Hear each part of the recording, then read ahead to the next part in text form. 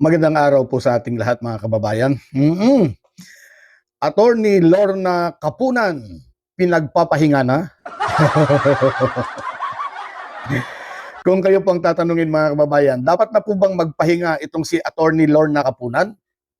At sa tingin niyo po ba, hindi na ba kayang sumabay itong si Attorney Kapunan dito sa mga batang lawyer ng defense team ni Sara Duterte? Yan ang mga tanong. Sige nga po, pakisagot naman at pakicomment naman po ang inyong mga kasagutan dyan sa tanong na yan. Ano po? Wala, mangyari kasi mga kababayan, sa isang interview po dito kay Attorney Sal Panelo, kilala niyo naman po kung sino po itong si Panelo, ano ho? Siya po yung nagsabi na dapat na daw po ay magpahinga na lang daw itong si Attorney Lorna Kapunan dahil matanda na. Oo, matanda na daw siya at tinatalo na daw siya nitong mga batang abogado ng depensa. Ewan ko lamang po mga kababayan. Matalinong abogado naman po itong si Attorney Sal Panelo eh. Pero bakit parang hindi niya nakikita ang talas, ang galing nitong si Attorney Kapunan? Hindi niya nakikita na unti-unti nang nilalamon. Oo, nilalamon po ni Attorney Kapunan ang depensa eh. Dito po sa Article 1, Article 1 yata yun yung pinag-uusapan nila, ano, yung misuse of confidential funds. Ano po? Kung saan kitang-kita po ng marami ang naging takbo ng debate ng dalawa, hindi po hirap na hirap pong makapuntos itong si Ferrer dito kay Attorney Kapunan at hanggang dumating na nga po sa punto na ayun, nasupalpal ni Attorney Kapunan. Nasupalpal po ni Attorney Kapunan sa issue po ng misleading question. Ang sabi ni Attorney Kapunan kasi, misleading question is not allowed. At para naman po dito kay Attorney Ferrer, allowed. Ayun, bagay na umani po ng katakot-takot na mga reaksyon mula po sa mga netizen, mula po sa mga abogado, ano ho. At kung makikita po ninyo doon sa video nga po, mayroon pang, ewan ko, kung abogado po yung nasa likod po nung testigo, testigo ba yun? Na biglang tumawa. Oo, tumawa po, pinagtawanan po itong si Attorney Ferrer doon sa sinabi niya na na allowed daw ang misleading question. At sa totoo nga hanggang sa mga tinatawag nating mga platform sa social media platform puro po pambabatikos pang inabot.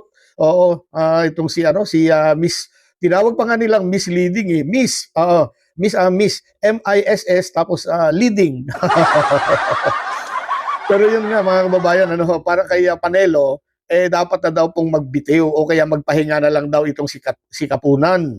Oo, kasi nga daw po matanda. Itong si Attorney Panelo naman nagpapatawa. Oo, magkasing edad lang naman yata kayo ni Attorney Kapunan eh. Oo, di ba?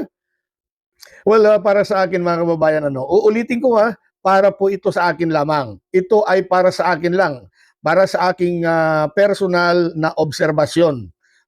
Obserbasyon ba ng isang ordinaryong tao lamang o kaya tinatawag ng obserbasyon ng isang hampas lupa. Ano ba? Well, sa takbo po ng pangyayari ngayon dyan sa impeachment trial, mga kababayan, nauungusan na itong depensa. Oo, nauungusan na itong defense team ni Sara Duterte. Hindi naman natin minamaliit itong mga batang abogado itong mga batang defense lawyer ni Sara Duterte. Pero sa nakikita nga natin, hindi sila makaporma sa mga batikang abogado na ito. Kagaya po ng mga batikang abogado diyan sa prosecution, kagaya po ni Attorney Ligutan. Oh, grabe, ang tindi. Magaling na magaling itong Attorney Ligutan na ito. Si Attorney Diokno, andyan, napakagaling na abogado rin yan. Halos hindi rin makaporma si Puwa dyan eh. At itong si Congresswoman Luistro, grabe, matitindi, At lalo na, nandyan po, gaya nga ng sabi ko kanina, si Attorney Kapunan, na sinasabing matanda na, pero, lintik ang talas ng utak. Di ba? Tapos, tinapatan lamang nila ng mga batang abogado. Di ba? Gaya ng sabi ko kanina, hindi ko po minamaliit. Hindi ko po minamaliit ang kakayanan ng mga batang abogadong ito. Kung sa galing, talagang magagaling, makikita mo naman eh. Makikita mo sa kanilang mga style, mga magagaling yan. Pero sa takbo po ng impeachment trial, dihado po. Dihado itong mga batang abogado kontra po sa mga batikang mambabatas. At sa impeachment court, parang hindi natin nakikita yung mga yung mga talagang pambato, yung mga yung mga dikampanilyang abogado po nila kasi bali 16 ang ipinakilala po ni Sara Duterte ng mga abogado niya, yung kanyang defense team. Ano po, kombinasyon po yan ng mga bata at mga dikampanilyang abogado. Hanggang ngayon, wala pa tayo nakikita na dikampanilya sa kanila. So yan po ang aabangan po natin hanggang sa kasalukuyan. Wala pa. Ni anino po nila, hindi po natin nakikita. Kaya abangan po natin mga kababayan kung kailan nila isasalang itong mga pang-finale o pang-finale ng depensa. So ayan po mga kababayan, hindi pa sumasalang ang mga alas ni Vice President Sara Duterte sa paglilitis diyan po sa Senado. Parang kung titingnan natin parang kampante at parang kumpiyansa sila. Bakit kaya? Nakapagtataka ano? 'Di ba mga kababayan? Hindi kaya dahil alam nila na may ihirapan itong prosecution team na makuha po yung conviction.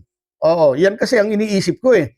Parang kumpiyansa sila na hindi nila makukuha or hindi makukuha po ng prosecution yung threshold na 16 votes. Oo, 16 votes ng mga senador. Kaya ganun na lamang, medyo papetiks-petiks na lamang ang mga nasa depensa eh. Parang ganun eh, parang ganun na nangyayari mga kababayan. Palagay ko lang yan palagay ko.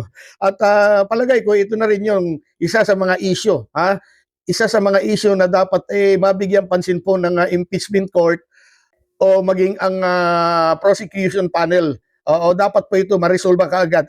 Mga kababayan? So dapat po yan isa sa mga dapat ma-resolve o kung kinakailangan siguro na idulog sa Supreme Court yan, kailangan gawin na po nila na habang mas maaga, bago dumating po yung botohan, meron na pong ruling po dyan. Ganun pa man, hindi naman tayo nagmamadali. Pero sana po, bago dumating po sana yung botohan, magkaroon po ng pagbabago dun sa mga ruling dito po sa Senado, lalong-lalo na po dyan, ruling po ng impeachment court. Ano po? Ilan na lang po ba ang o kaya ilan na ba ang nabawas dyan sa 24? Nakakulong na po si Jinggoy Estrada, si Marcoleta, nakakulong na po yan. Si Plunder po, Plunder po ang kaso. At si Bato naman po ay nagtatago. Ayan, 3. So bali lumalabas 21 na lamang sila doon sa Senado ngayon. Ay yung iba nga absent pa ng absent. Si Loren Ligarda, ilang araw na rin pong absent. Baka nga mamaya hindi kasi maganda na ang isang laging absent na senador, boboto. Paano ka boboto kung hindi mo narinig yung kabuuan ng trial? Di mo ba? At pag nagkataon mga kababayan, baka nga mabawasan pa sila, di ba? Oo, baka mabawasan pa ito. Di ba si Loren Ligarda, itong si Alan Peter Cayetano, si Robin Padilla, nanganganib pong mabawas yan. Di ba? Paano yan? Paano yan? 16 pa rin po ba ang boto para sa conviction?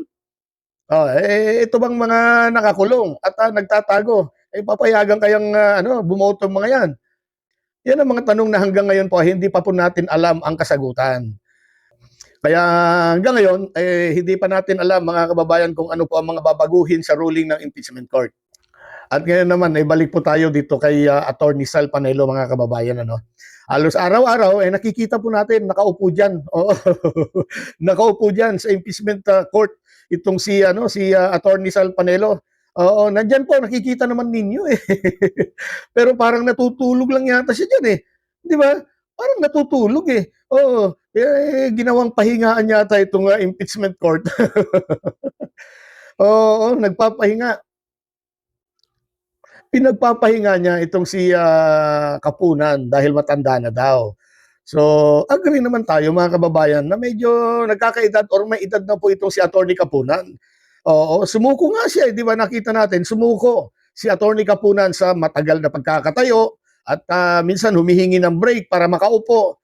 Pero nakikita na marami gaano katalas ang utak nito.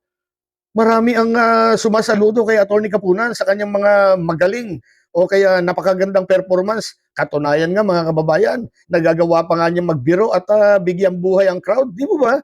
Ganyang kagaling, ganyang katibay ang tinatawag ni Attorney Sal Panelo na matanda na. Grabe ka, Attorney Sal Panelo.